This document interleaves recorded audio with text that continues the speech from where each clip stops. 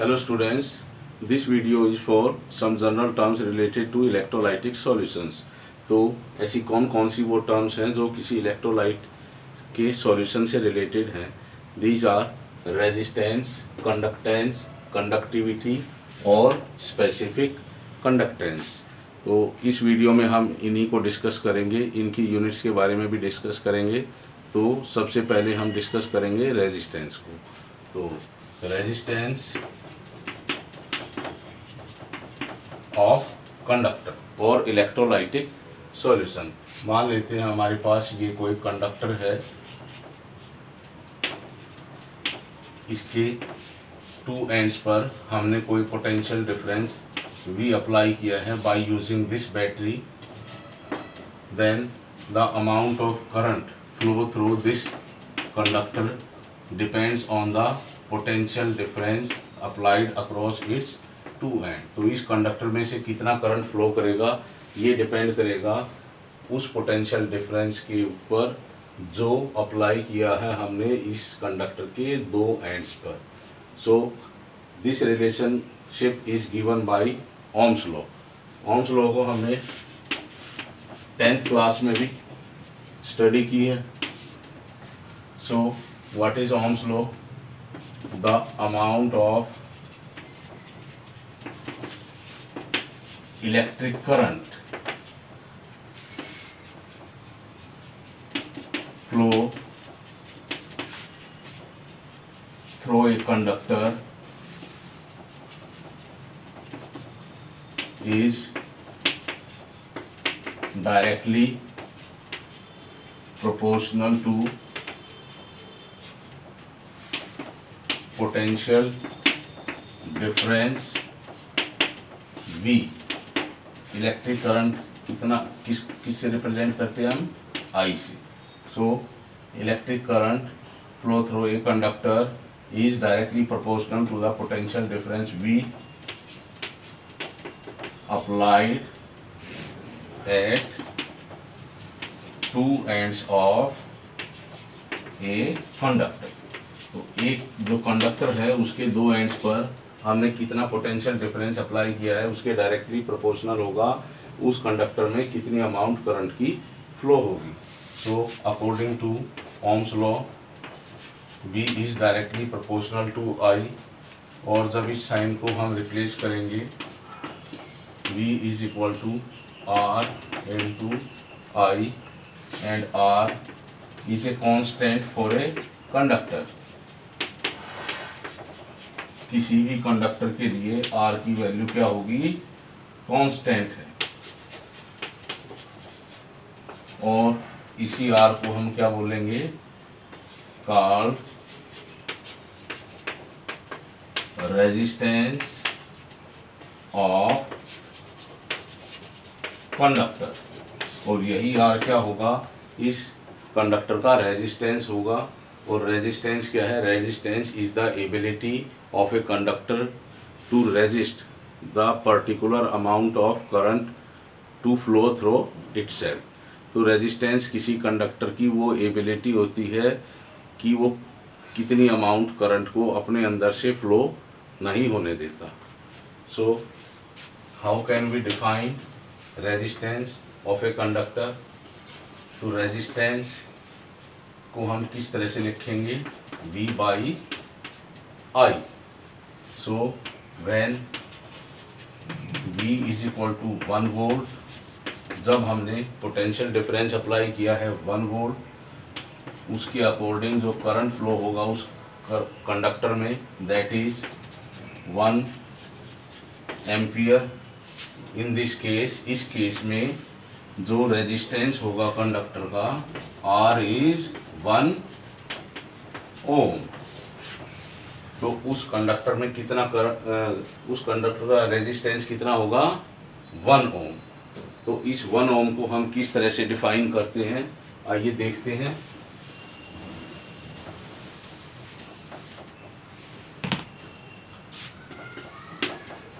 Resistance of a conductor is called 1 ohm किसी resistance का conductor 1 ओम होगा कब? When A current of 1 ampere flows through it by applying a potential difference of 1 volt. तो 1 ohm resistance किसी conductor का वो resistance है जब हम उस कंडक्टर के ऊपर 1 वोल्ट पोटेंशियल डिफरेंस अप्लाई करेंगे किसी दो एंड पर, तो उस 1 वोल्ट के कारण उस कंडक्टर में करंट कितना फ्लो होगा? 1 एम्पियर। सो इस सिचुएशन में जो वो कंडक्टर रेजिस्टेंस शो करता है that is called 1 ohm. So ohm is the unit of resistance. तो ओम क्या है? उस रेजिस्टेंस की यूनिट। कई बार हमें रेजिस्टेंस के लिए कोई दूसरी यूनिट भी देखने को मिलती है, और वो यूनिट क्या है रेजिस्टेंस की? और ये क्या है? एसआई यूनिट है।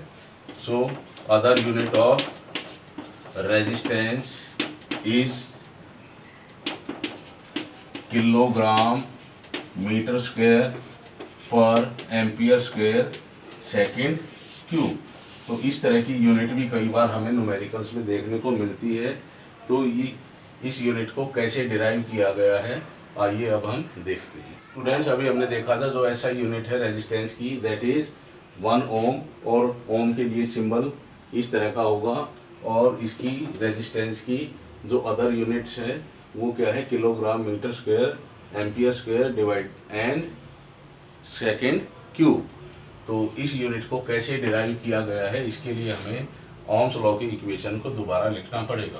तो V is equal to I R, and R को हम लिख सकते हैं V बाई आई, और V यहाँ क्या है? पोटेंशियल डिफरेंस, और I क्या है? करंट। तो पोटेंशियल डिफरेंस क्या होता है? Potential difference is the work done per unit charge. तो क्या होगा? इसको हम लिख सकते हैं वर्क डन बाई चार्ज, और चार्ज को हम रिप्रेजेंट करते हैं Q से, और करंट क्या होता है? Q by T। So Q क्या आ जाएगा? चार्ज के लिए हम क्या लिख सकते हैं? I into T. तो Q को हम लिख सकते हैं I multiplied by T.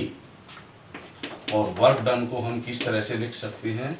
Work done के लिए क्या इक्वेशन होगी? Work done is equal to force into distance, और फोर्स क्या है?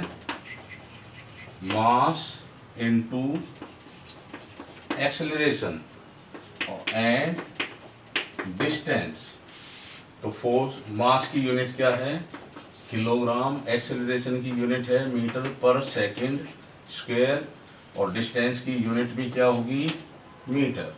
तो यहाँ से हम वर्क डन के लिए वैल्यू पुट कर देंगे, और वर्क डन क्या है? वो पोटेंशियल डिफरेंस है।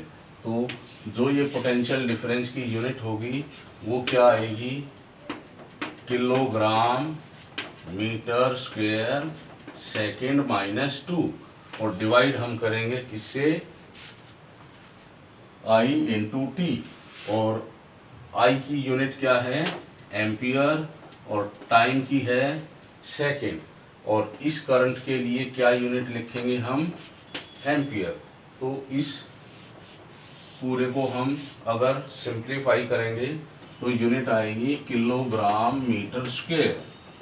ये सेकेंड माइनस 2 नीचे आ जाएगा, और इस एम्पियर से इस एम्पियर को मल्टीप्लाई कर देंगे तो एम्पियर स्क्वायर और सेकेंड क्यूब, तो ये आ जाएगा। और यही this quantity is equal to 1 ohm. तो 1 ओम को हम इस तरह से भी लिख सकते हैं। तो कई बार न्यूमेरिकल में इस तरह की यूनिट्स भी हमें देखने को मिलती है। And this quantity is equal to 1 ohm.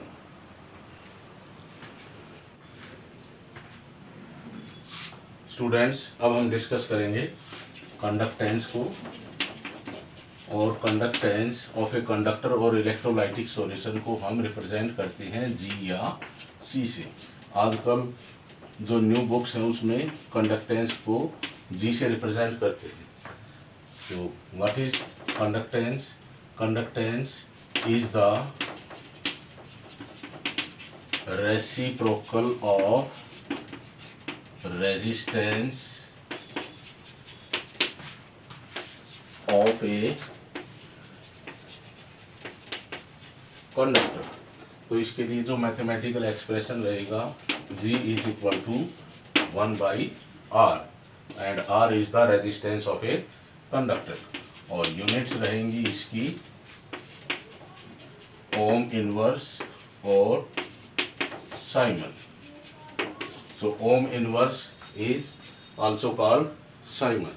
सो अब हम मान लेते हैं कोई कंडक्टर है जिसकी रेजिस्टेंस है 10 ओम। तो उस कंडक्टर की जो कंडक्टेंस होगी दैट इज 1/10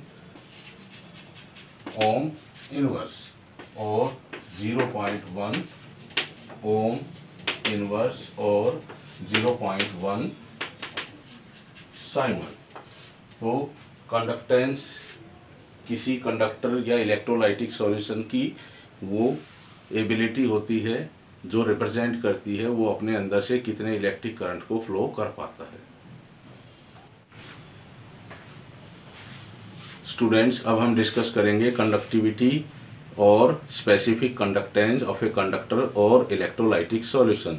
तो इस कंडक्टिविटी को समझने के लिए एक हमें दूसरी टर्म की हेल्प लेनी पड़ेगी, that is called specific resistance और रेजिस्टिविटी।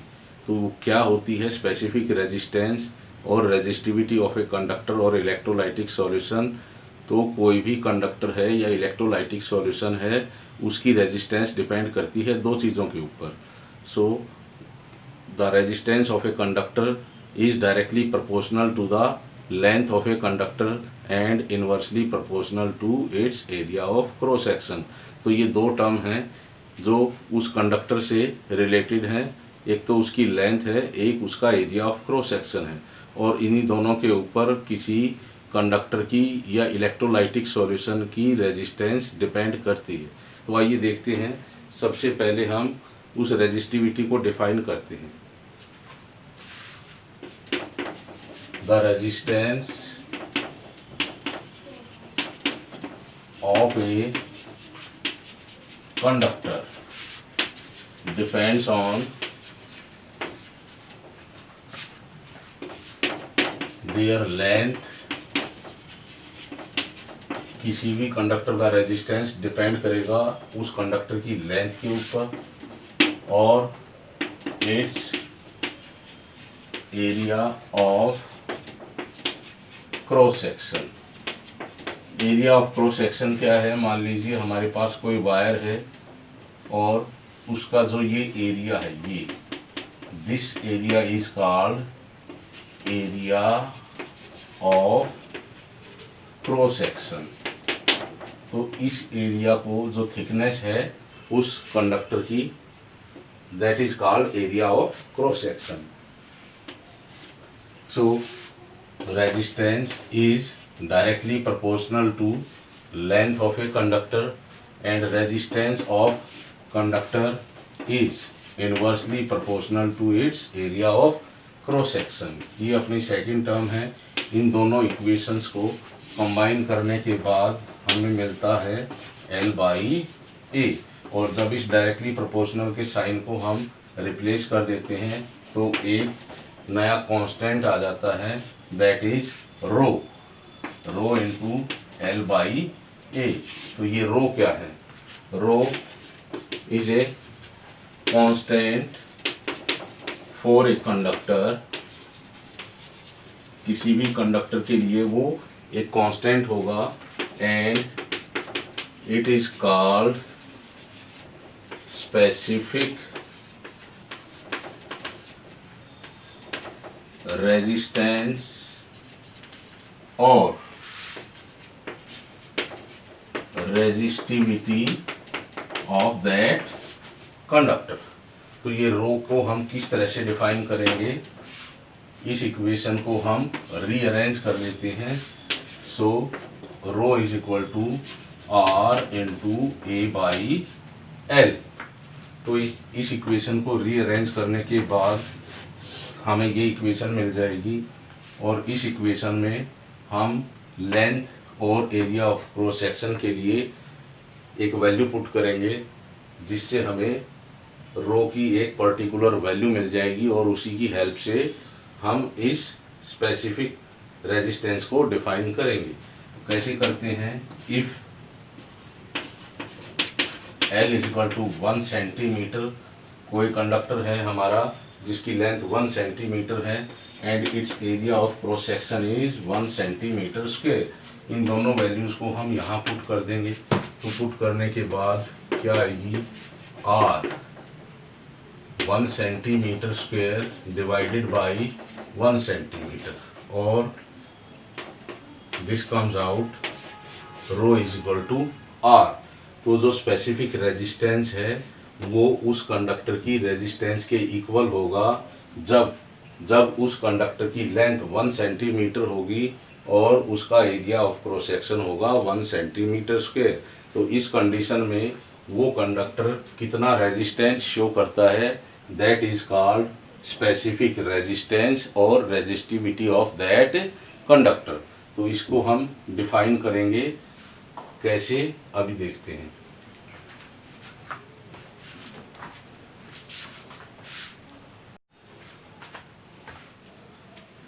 स्टूडेंट्स, अभी हमने ऑब्जर्व किया था कि जो रेजिस्टिविटी है किसी भी कंडक्टर की, that is equal to its resistance. कब, किस सिचुएशन में, when length of that conductor is 1 centimetre and its area of cross section is 1 centimeter square, then the resistance of that conductor is equal to its resistivity। तो resistivity किसी conductor की उस resistance के equal हो जाती है जब उस कंडक्टर की लेंथ 1 सेंटीमीटर होगी और उसका area of cross section 1 centimetre होगा। तो किस तरह से हम इसको डिफाइन करते हैं रेजिस्टिविटी को और स्पेसिफिक रेजिस्टेंस को, द रेजिस्टिविटी और specific resistance of a conductor is equal to resistance of that conductor whose length is 1 centimeter and its area of cross section is 1 centimetre square. तो कोई भी resistance है जिसकी length 1 centimetre है और उसका area of cross section 1 centimetre होगा, उस टाइम पर कोई भी कंडक्टर जो जितना रेजिस्टेंस शो करता है, then that resistance is called resistivity of that conductor. अब यूनिट की बारी आएगी, यूनिट क्या होगी इसकी। अब देखो इस इक्वेशन को हम दोबारा लिखेंगे, R is equal to rho L by A, और रो क्या, rho is equal to R into A divided by L, और रेजिस्टेंस की यूनिट है ohm, area of cross section की यूनिट है centimetre square and divided by centimetre. इस centimetre से ये सेंटीमीटर कैंसिल हो जाएगा और इसकी यूनिट आ जाएगी ओम सेंटीमीटर।